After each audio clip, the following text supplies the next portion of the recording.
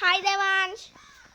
Hello hello hello hi hello Babu one C here.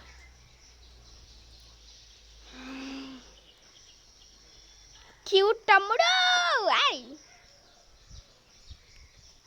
తీసుకుని ఇలా పాడేస్తా.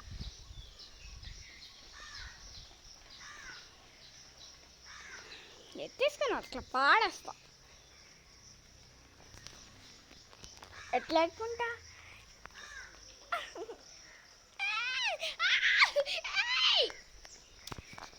అదిగోండి చూడండి.